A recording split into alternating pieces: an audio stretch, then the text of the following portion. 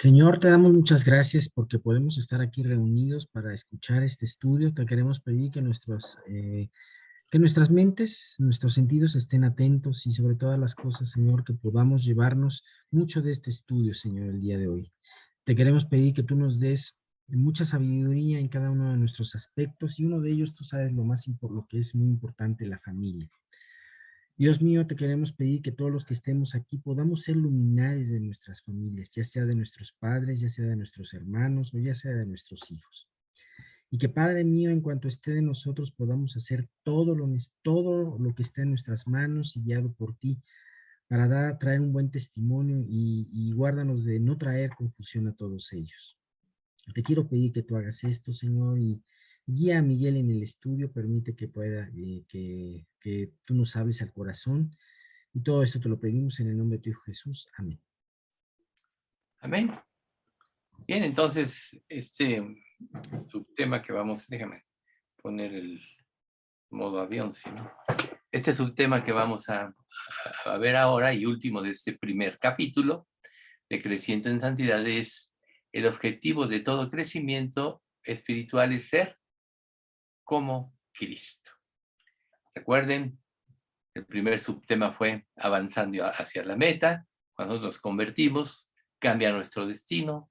Tenemos un nuevo propósito, una nueva forma, una nueva motivación por qué vivir. Y nuestra meta, precisamente, es cumplir el plan que Dios tiene para cada uno de nosotros y llevar a cabo las obras que Él preparó de antemano para que anduviésemos en ellas. Luego, recordemos nuestro propósito. O sea, el propósito es ser como Cristo y y nosotros tenemos que rodearnos de todos los elementos que nos ayuden, pues como la lectura, la meditación, la obediencia, el negarnos a nosotros mismos. Digo, eso es muy breve de lo que ya vimos, ¿no? El tercero, solo es un recordatorio, planear nuestro crecimiento. O sea, si nosotros vivimos solo de acuerdo a las circunstancias, sin pensar, sin planear, vamos a ser como las olas arrastradas de aquí para allá, de acuerdo a las circunstancias, ¿no? Recuerden, el impío es como mar en tempestad que no puede estar quieto y sus aguas arrojan cieno y lodo. O sea, nosotros no somos, un creyente no es impío, pero si no tiene un plan en su crecimiento, entonces va a andar a la deriva. ¿Cómo es este plan? Pues es lógico. ¿Qué tengo que hacer en mi vida para que Dios pueda usarme? Ya sabemos que la santificación, el cambiar nuestra mente, nuestra manera de pensar a través del estudio y la meditación de la palabra y muchos otros conceptos que vimos, para lo cual, pues, tenemos que confiar en que si realmente estamos en Cristo, Dios tiene una promesa, y ese es el último versículo que vimos la vez pasada, el que comenzó en vosotros la buena obra, la perfeccionará hasta el día de Jesucristo, y la confianza es algo que nos va a dar fuerza para poder seguir y seguridad sobre todo.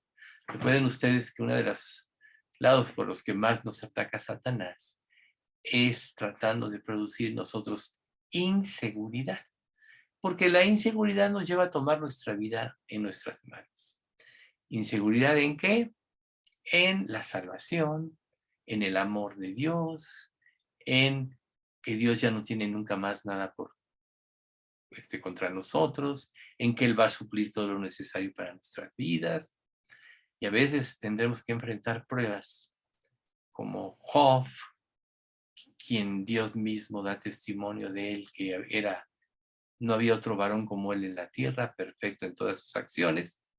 Sin embargo, Dios decidió probarlo, nunca Dios dijo por qué, pero el hecho es que Dios lo llevó a una vida más alta, y a veces nosotros no entenderemos por qué suceden pruebas en nuestra vida, pero afirmarnos en la confianza en Dios en función de su carácter, y para eso vimos durante tantos años los atributos de Dios, que yo les aseguro, así como paréntesis, que si los volviéramos a pensar, nos sería provechoso, porque hay muchas cosas que olvidamos a lo largo del tiempo del carácter de Dios. Pero bueno, espero que tengan sus notas. Tienen la primera parte, que es este libro de Paul Washer, que tiene muy buena instrucción, pero pues eso solo toca superficialmente atributos de Dios. Pero bueno, sabiendo el carácter fiel de Dios, su amor, su poder, eso nos va a dar precisamente seguridad para que nosotros podamos planear un crecimiento sostenido y no desviarnos a la tangente. Y bueno, el último es que el objetivo de la vida espiritual es que seamos como Cristo. Y si nosotros deseamos ser discípulos de Cristo, recuerden, discípulo de Cristo es la persona que aprende y vive las enseñanzas que da en la palabra. Recuerden que conocer y no hacer nos deja sin entendimiento espiritual, solo entendimiento intelectual, que queda totalmente limitado a la perspectiva humana. Pero cuando nosotros conocemos, meditamos y obedecemos, entonces es donde empieza el crecimiento espiritual y aumenta nuestro discernimiento de todas las cosas y aumenta nuestra comprensión espiritual de la palabra de Dios. Por eso es necesario despertar y avanzar en la dirección en la cual podamos tomar acción. Recuerda, hay un pasaje que dice, levántate, tú que duermes, o despierta, ¿no? Tú que duermes, y levántate de los muertos y te alumbrará Cristo. No me acuerdo ahorita de la cita exacta, pero eso dice, ¿no? Despiértate, tú que duermes, y levántate de los muertos y te alumbrará Cristo. Una persona, un creyente que no vive así, está como en ceguera o en una letargia espiritual. No desarrolla todas sus capacidades espirituales que le permiten llegar a ser como Cristo. Por eso es tan importante planear el crecimiento y saber que el objetivo de nuestra vida no es obtener riquezas, no es obtener una vida segura, sino nuestro objetivo de nuestra vida es que Dios forme a Cristo. Y si nosotros nos concentramos en eso, tenemos promesas que Dios tiene como busca primero el reino de Dios y su justicia, y todas estas cosas os vendrán por añadidura, hablando de las necesidades diarias. Ahí empieza la fe. Entonces, si nosotros planeamos y cumplimos y determinamos como objetivo de nuestra vida el que Dios forme a Cristo en nosotros, entonces nuestra vida tiene que dejar de ser guiada por nuestra inteligencia natural para pasar a ser guiada por la palabra de Dios y por el poder y la fuerza del Espíritu Santo. Recuerden que el esfuerzo humano es infructuoso en esto. Debemos aprender a depender totalmente de Dios para que Él produzca en nosotros así el querer como el hacer por su buena voluntad. Para lo cual tenemos que empezar por disciplina. Recuerden ustedes que un atleta necesita disciplinarse para poder lograr ganar la carrera, y así todo el mundo que tiene un objetivo en su vida tiene que planear, pero tiene que tomar disciplinas. Si tú, por ejemplo, quieres bajar de peso, tienes que tomar una disciplina alimentaria para que puedas llegar a hacerlo. Si no la cumples al 100, pues no va a ser al 100 el resultado. Si no la cumples solo la vez de vez en cuando sientes culpa, pues no va a haber ningún resultado. Todos sabemos esto, ¿no? Así que en nuestro crecimiento espiritual, que es en serio, tenemos que tener disciplinas formadas por convicciones que sean inviolables. ¿Cómo? ¿Qué tipo de convicciones? Busca primero el reino de Dios, significa que cada día, de preferencia, lo primero que tienes que hacer en la mañana es buscar a Dios. Muchas personas lo hacen, por ejemplo, oran, luego leen. Yo he visto en mi vida, en lo personal, que es mejor leer, y todo lo que yo leo, medito, me da los elementos para orar con poder. Ese es en mi caso personal. Pero yo creo que lo que sí tenemos que tener es una disciplina. Tú puedes decir, no, es que yo entro a las 7 de la mañana a trabajar, me tengo que parar a las 4 de la mañana, si no, no me da tiempo, lo que me baño, etcétera. Bueno, tú puedes decir, voy a pararme al 20 para las 4. O le puedes pedir a Dios que te ayude a optimizar tus tareas matutinas para que salgas más rápido. Esto es, puedes dejar tu ropa preparada en la noche con 2 opciones, ¿no? ¿Qué tal si llueve? ¿Qué tal si no llueve? ¿Qué tal si va a ser fresco si no? Etcétera. ¿Qué te vas a poner? ¿Qué te vas a desayunar? Dejarlo preparado. ¿Qué sándwich te vas a llevar? Digo, todos estos son supuestos, no todos tenemos la misma situación, ¿verdad? Pero si tú planeas todo esto desde antes, entonces, aún usando ese mismo tiempo, puedes tener una media hora de tiempo devocional, que a partir de ahí yo creo que es muy productiva. Una hora mucho mejor. ¿Qué pasa cuando nosotros tenemos disciplina y empezamos a ser fieles a lo que nos proponemos? Inmediatamente empezamos a ver los beneficios de ello. Somos más efectivos en lo que hacemos, tenemos más discernimiento y más visión de los problemas que tenemos que enfrentar y resolver aún de la vida cotidiana. Por tanto, en este mundo tristemente nos lleva a vivir indisciplinados, y vivir indisciplinados te lleva a vivir por emociones, por circunstancias que nunca van a ser, nunca van a tener incluido el anhelo de que Cristo sea formado en ti. Pero si tú haces como este objetivo de tu vida y sabes que tienes la ayuda de Dios y la promesa de que quien comenzó en vosotros la buena obra la perfeccionará, entonces tendrás una disciplina inviolable. Es disciplina, lo voy a hacer, pase lo que pase. Y entonces eso empezará a condicionar tu cuerpo para ello. O sea, el ejemplo también de la forma alimentaria. O sea, desgraciadamente, países como México, y cada día se toma más conciencia, pero tenemos una disciplina, una indisciplina alimentaria que no es lo mejor para nuestro cuerpo. Por ahí hay un micrófono prendido. Pero cuando tú empiezas a llevar una disciplina alimentaria, se te deja de antojar lo que no te conviene. Y entonces tu cuerpo se va condicionando. Así pasa en la disciplina espiritual.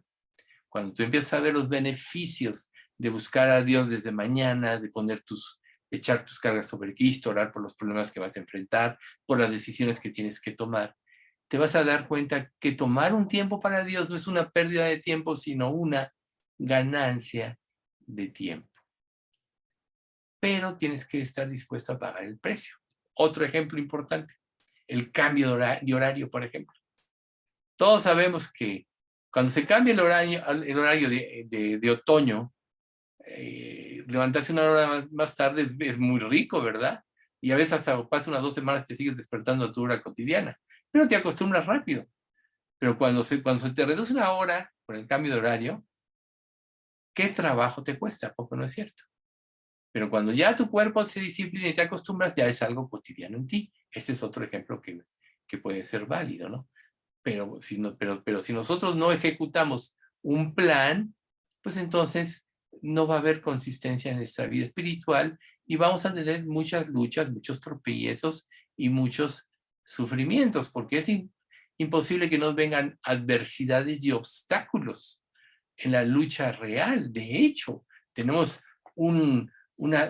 huestes espirituales de maldad que están dispuestas a luchar para truncar nuestra espiritualidad y que no nos entreguemos, porque un creyente entregado significa almas para Cristo, significa un testimonio donde el mundo externo se puede convertir al ver un buen testimonio de un creyente, ¿ven ustedes?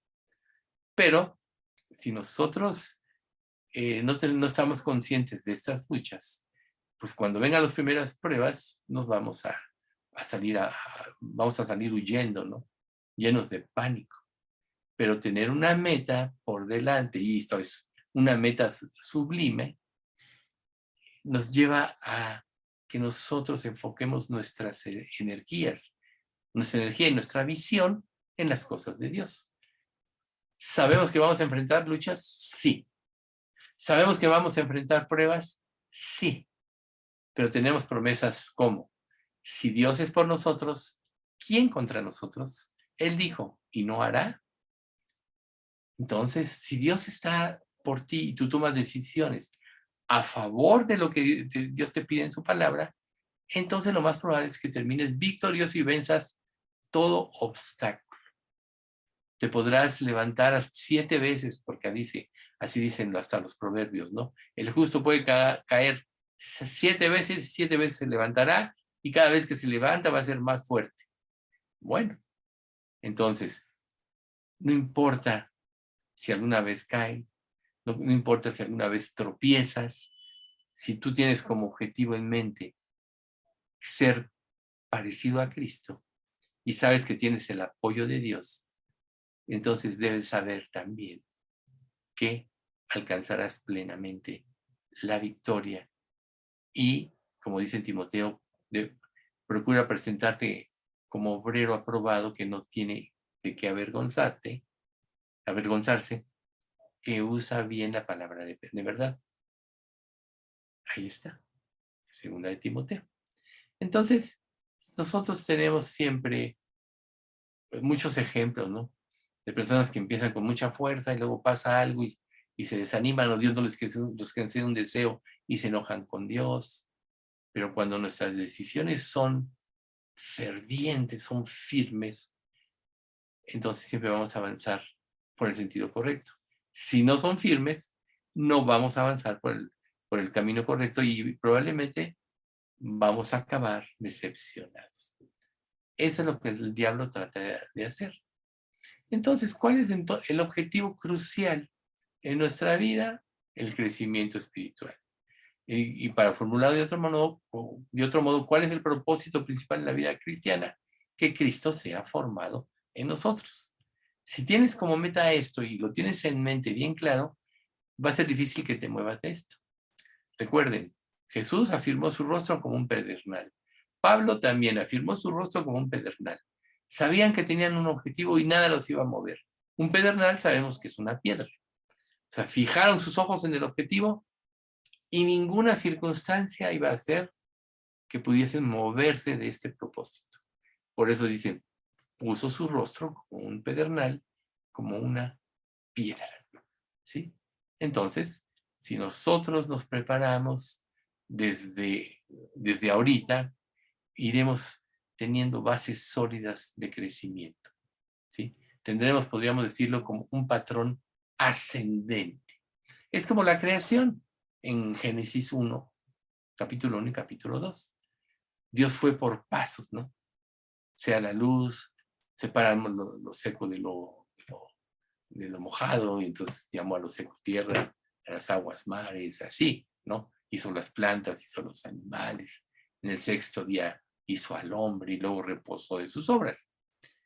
Pero aquí vemos nosotros un patrón ascendente. Y así es en la vida espiritual conforme nosotros vamos cumpliendo las metas o la meta o el objetivo principal de nuestra vida, que es que Cristo sea formado en nosotros. Vamos a tener un patrón ascendente y eso quiere decir que mientras más nos sometamos y sujetemos a Dios, más fuertes seremos para dar los próximos pasos. El poder del Espíritu va en aumento en la medida que el Espíritu gobierna tu vida. Y el Espíritu gobierna tu vida con mayor fuerza y poder en la medida que eres más parecido a Cristo. Entonces, tenemos que vivir en este patrón ascendente y no en el descendente que está lleno de decepciones, de pérdidas, y te mete en una cuestión que vas a dudar del amor de Dios y quizá compruebes que ni siquiera seas salvo. Pero una persona salva siempre debe de pensar en que Dios tomó un compromiso y pondré dentro de vosotros mi espíritu y yo haré que andéis en mis estatutos y guardéis mis preceptos y los pongáis por obra. Si realmente eres salvo, Dios ya tomó un compromiso. Y si tu corazón está dispuesto, tu crecimiento puede ser acelerado. Si tu corazón está indispuesto, estará lleno de obstáculos, de dolores y de sufrimientos en el camino, aunque Dios va a cumplir su propósito. Pero quizá en este camino pierdas fruto para vida eterna. Por eso es que la disposición espiritual es lo primero que tenemos que tener. Y esta se da por escudriñar las Escrituras. Como dice Jeremías 17:9, no es mi palabra como fuego, dice Jehová, y como martillo que quebranta la piedra. La palabra de Dios rompe la dureza del corazón, rompe el pensamiento egoísta, la autosuficiencia, rompe la soberbia y quebranta el corazón. Y cuando el corazón está quebrantado, es donde la siembra es correcta en nosotros y donde en la tierra barbechada o en el corazón barbechado puede producirse mucho fruto. Si tu corazón no está dispuesto, vas a ser como un terrón de tierra duro donde se siembra la semilla y por la dureza no va a crecer y no va a dar el fruto necesario o suficiente. ¿Ven ustedes? Estos son ejemplos de la vida cotidiana muy ilustrativos. Entonces, nosotros tenemos que tomar un compromiso, tomar disciplina para que precisamente Dios actúe con poder en nuestras vidas y podamos, a final de cuentas, descansar o reposar. El otro día estaba viendo una instrucción de esas que salen en YouTube, muy interesante, de cómo nadar. Y decía la instrucción, lo poco que vi, no lo vi todo, pero decía el instructor, cuando aprendes a nadar bien, aprendes a nadar sin esfuerzo. Cuando nadas mal, el esfuerzo es mucho y te cansas rápido. Y ahorita que estamos platicando de esto, me acordé de este comentario y la verdad es muy cierto. Cuando vivimos en la gracia, crecer, obedecer, realmente no representa un esfuerzo tan grande porque la gracia de Dios está sobre ti y Dios nos da gracia sobre gracia. Pero cuando somos rebeldes, cuando queremos seguir nuestros propios caminos, entonces nuestro esfuerzo es mayor. Y de hecho hay en Eclesiastés un pasaje al último que dice que cuando el hacha pierde el filo, hay que añadir más fuerza. Ese es cuando como creyentes no somos lo suficientemente espirituales. Y entonces todo nos cuesta trabajo. Nos cuesta trabajo la entrega, nos cuesta trabajo el tiempo devocional, nos cuesta trabajo la obediencia, nos cuesta trabajo levantarnos el domingo para ir al estudio, pero nunca vamos a comprobar lo que Dios tenía para nosotros si no damos el paso de obediencia. Yo he visto en lo personal en mi vida que siempre que obedezco, digo, Señor, nunca hubiera podido obtener todos estos beneficios que me has dado si no hubiera obedecido. Y cuando no obedeces, tú no sabes lo que Dios tenía para ti. Nunca lo sabrás, o quizá el día que Dios juzgue las obras de cada creyente, Dios te diga, te pude haber dado todo esto, pero tu falta de entrega lo impidió. Porque sí seguimos teniendo una voluntad para leer, para entregarnos, para orar, para obedecer. Pero ven ustedes por qué es tan importante la disciplina y el objetivo. Disciplina para hacer todo lo que Dios nos pide que hagamos en su palabra, cuyo objetivo es formar a Cristo, y es donde podríamos decir como Cristo dijo cuando iba a orar por Lázaro: Señor, te doy gracias. Yo sé que esa voz no fue por mí, sino para los que oyen. Yo sé que siempre me escuchas y sé que siempre me respondes. ¿Cómo pudo saber Cristo esto? Porque vivía para hacer la voluntad del Padre. Él nunca obedeció. Si no, nunca hubiera podido ser el autor de la salvación, ¿verdad? Pero por cuanto obedeció en todo lo que Dios le pidió, vino a ser autor de eterna salvación a todos los que obedecen. Por lo tanto, como hijos de Dios ya, como coherederos con Cristo, como participantes, como partícipes de la naturaleza divina, como Cristo, porque traemos el Espíritu Santo morando en nuestro corazón, todo hijo de Dios, somos ya participantes de la naturaleza divina. Tenemos todo el poder para vencer, todo el poder para disciplinarnos, para obedecer, pero tenemos que disciplinarnos. Y ahí es, yo diría que la disciplina siempre implica la negación de ti mismo. La disciplina siempre te saca del área de comodidad. Pero tus áreas de comodidad te llevan a una mayor profundidad en tu vida devocional? No lo creo. Lo podemos ver, por ejemplo, empiezas a ver una película interesante. Te picas con el argumento.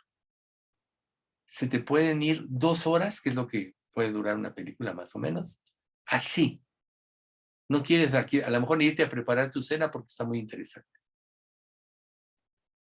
Y nunca te has preguntado, ¿cuándo he tenido yo 2 horas de un tiempo devocional así? Este es un ejemplo de lo que tu naturaleza humana tiende a hacer. Le gusta la comodidad, le gustan las cosas resueltas, le gusta no tener que confrontarse, no tener que preocuparse. Y eso es todo lo que hace la palabra de Dios en nosotros. Pero cuando obedecemos y empezamos a ver los frutos de la transformación que Dios da en nuestras vidas por la obediencia y la entrega y la sumisión a Dios, entonces ya queremos dejar lo otro, ¿no? Como este eslogan, si Cristo alumbra tu vida, el mundo se oscurece. Si el mundo se oscurece, perdón, si el mundo brilla, Cristo se opaca. Así es. Entonces, ¿qué tanto Cristo está alumbrando tu vida que menosprecias el mundo? Porque ya sabemos que el perfil de este mundo, todas las insidias de este mundo son llevarnos a rebelarnos contra Dios. Y a veces puedes soportar muy fácilmente este tipo de cosas y no te das cuenta de la influencia nefasta y nociva que puede estar produciendo en ti. Pero si tú, por ejemplo, disciplinas tu vida y dices, voy a tomar un tiempo devocional antes que nada, yo no te digo que no te puedas distraer a veces en una u otra cosa. Es necesario también, pero nunca antes de tener tu tiempo con Dios. ¿Por qué? Porque cuando tienes tus tiempos íntimos o devocionales con Dios, Dios blinda tu mente contra los ataques del diablo. Cuando así como así vives, eres susceptible de que penetren los ataques, que te hagan dudar de Dios, de la provisión de Dios. Y todo esto, la duda, siempre te va a llevar a tomar tu vida en tus manos. Recuerden este otro eslogan, el principio del pecado es la falta de confianza en el amor de Dios. Así de simple. ¿Y qué es lo que te hace crecer y abundar en amor? Meterte en las Escrituras, conocer el carácter de Dios, conocer su fidelidad. Entonces un día vas a poder decir lo que dice Primera de Juan 4, 16. Y nosotros hemos conocido y creído el amor que Dios tiene para con nosotros. Dios es amor. Y el que permanece en Él, en Dios, Dios permanece en Él y Él en Dios. ¿Ves? Hemos conocido y creído el amor que Dios tiene para con nosotros. Y luego el 17 va de continuo. En esto se ha manifestado el amor de Dios en nosotros. Que como Él es, así somos nosotros en este mundo. ¿Y qué significa o qué significaría eso? Sino que Cristo está siendo formado en ti, ¿o no? Como Él es, así somos nosotros en este mundo. Solo puede ser si tú vives como Cristo vivía. ¿Ven? Y luego el 18. Si realmente vives en el amor no hay temor, sino que el perfecto amor echa fuera el temor, porque el temor lleva en sí castigo, de donde el que teme no ha sido perfeccionado en el amor. En el amor no hay temor. Y la obediencia a Dios te da confianza del amor de Dios. Y tú no puedes obedecer a Dios si no llenas tu vida de convicciones que produce la palabra. La vida cristiana es una vida de convicciones que nos llevan al cambio. Tú no puedes ser un creyente verdadero si no lees la palabra de Dios. Porque lo que genera las convicciones para el cambio es la palabra de Dios, aunada con el poder del Espíritu Santo que está en ti. Por eso que dice en Santiago 2:5. Mas el que mira en la perfecta ley, la de la libertad, no siendo oidor olvidadizo, sino hacedor de la obra, este será bienaventurado en todo lo que hace. ¿Estás mirando así la palabra? Vivir así es lo que te lleva al reposo en Dios. Al que él haga en ti las obras que él preparó de antemano, las buenas obras. Como dice Isaías 26:12, Jehová, tú nos darás paz, porque también hiciste en nosotros todas nuestras obras. Esa es la clave del séptimo día que vimos anteriormente, ¿no? Se hizo toda la creación y en el sexto día Dios formó al hombre a su imagen y semejanza. Pero el reposo viene en el séptimo día. Y este reposo no es que dejes de trabajar para Cristo, no es que vayas a dejar de tener problemas, sino que usas todo el poder de Dios y basas tu seguridad espiritual y humana en lo que Dios promete en su palabra. Esa es la clave del séptimo día y es donde Dios forma a Cristo en nosotros, en la plenitud de su gracia que actúa en nosotros. Y entonces, ¿qué quiere decir esto? Que así como Dios bendijo el séptimo día y lo santificó, también nos va a bendecir a nosotros si tomamos una disciplina de vida cristiana y empezamos a actuar. Una disciplina significa algo inquebrantable, un propósito en la vida que tiene que ser. Y nosotros vemos los grandes músicos, los grandes atletas, los que realmente han destacado, tienen una característica común y se disciplinaron. La excelencia en cualquier cosa implica de práctica, práctica, práctica, hasta que se va perfeccionando lo que hace. Y si así es en el mundo real, ¿cuánto más en la vida cristiana? Dice Génesis, capítulo 3, y bendijo Dios el séptimo día y lo santificó, porque en él reposó toda la obra que había hecho en la creación. ¿Se fija? Porque en él reposó toda la obra que Dios había hecho en la creación. Ahí está el éxito en la vida cristiana. Ahí está la razón de muchas pruebas en nuestra vida. Pueden venir a tu vida circunstancias irreparables que no tuviste quizá ni que ver con ellas. Y le puedes preguntar a Dios, ¿por qué? ¿Por qué esto vino a mi vida? Si yo no tuve la culpa de esto. Yo no hice nada para merecer esto, porque puede ser aún un problema derivado de una tercera persona, ¿no? Puede ser eso. Muchas cosas pueden suceder así en nuestra vida. Pero si aprendes a reposar en Dios, vas a saber que nada pasa por casualidad en tu vida, que todo tiene un propósito. Yo creo que Job, a final de cuentas, no se hubiera sostenido a pesar de sus dudas o de dar libre curso a su queja, etc. Si no hubiera tenido como base el conocimiento de Dios. Y ya ven, al último Dios hasta se le manifestó directamente. Y muchas veces nosotros en esta vida cristiana podemos ser como Job. A veces nos pasan cosas inexplicables, pruebas inexplicables que no tengan quizá ni remedio, que tengas que pagar los platos que tú no rompiste, por decirlo de alguna manera.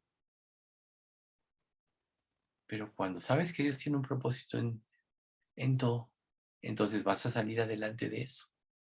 Y sabrás que si Dios lo permitió era para formar a Cristo en ti.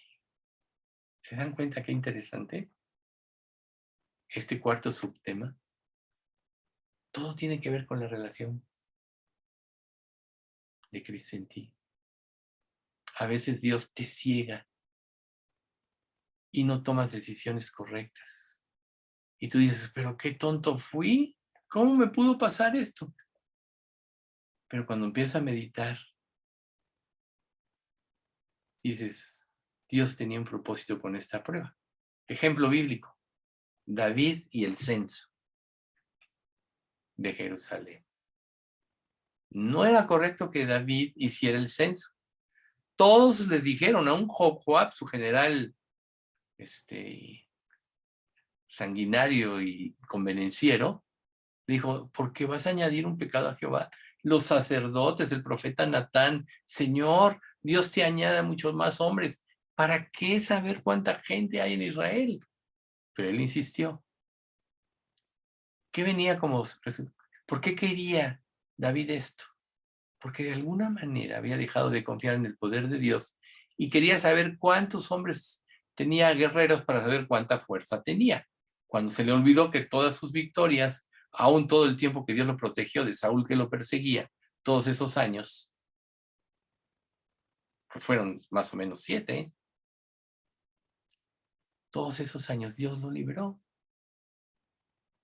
Pero la misma Biblia dice que Dios endureció el corazón de David para hacer el censo. Y muchos de Israel murieron cuando entró el ángel de Jehová. ¿Eran inocentes? No eran inocentes. ¿Era culpa de David? No, porque cada uno morirá por su pecado.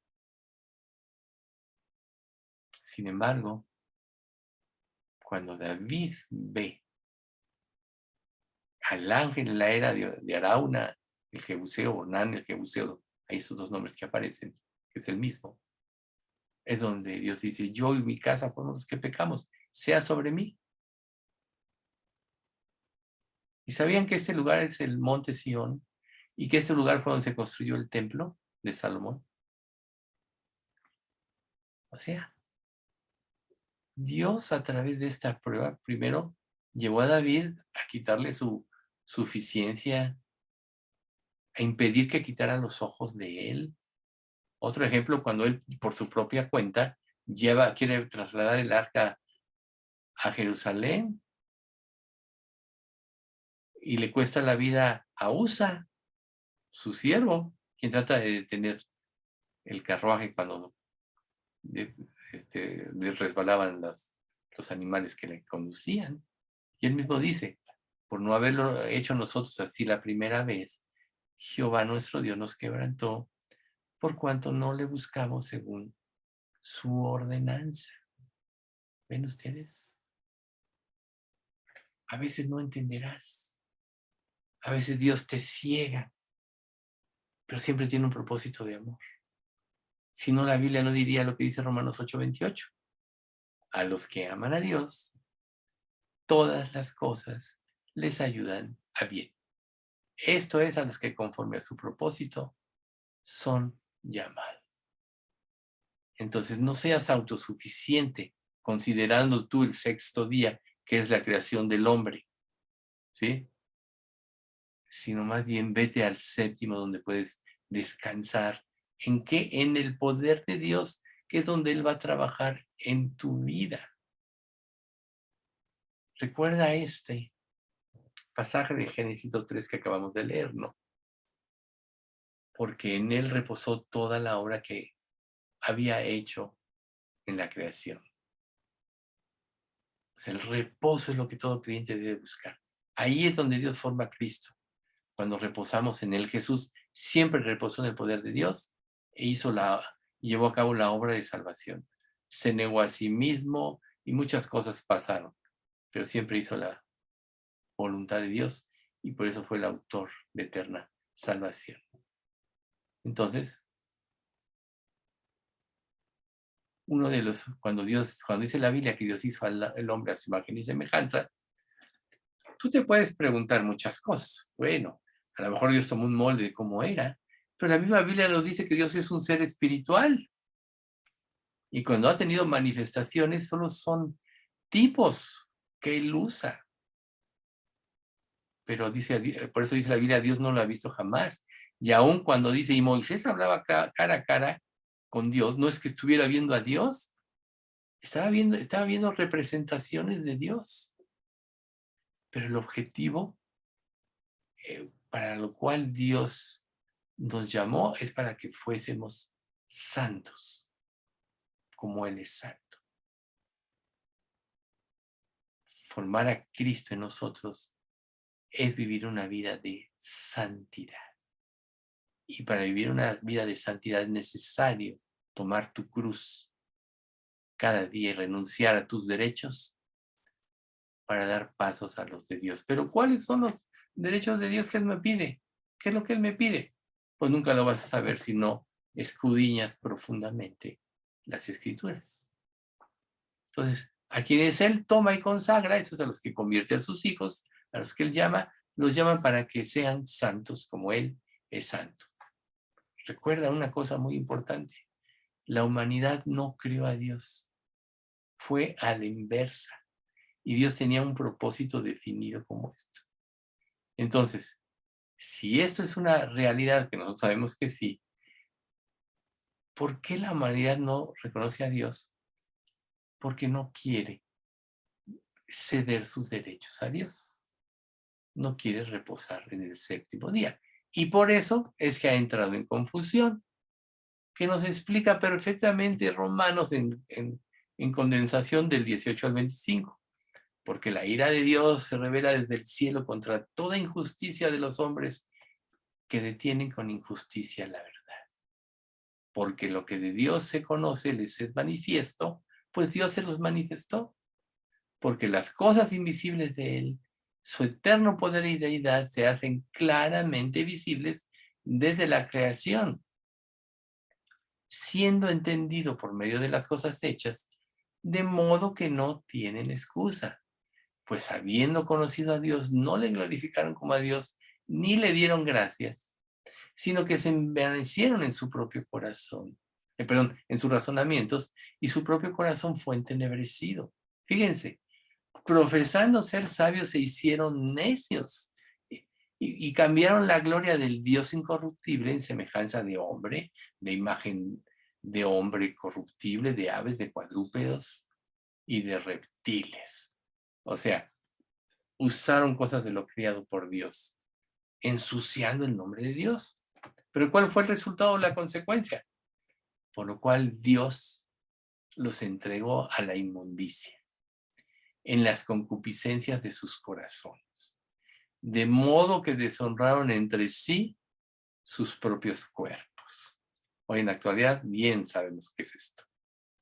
Ya que cambiaron la verdad de Dios por la mentira, honrando y dando culto a las criaturas antes que al Creador, el cual es bendito por los siglos.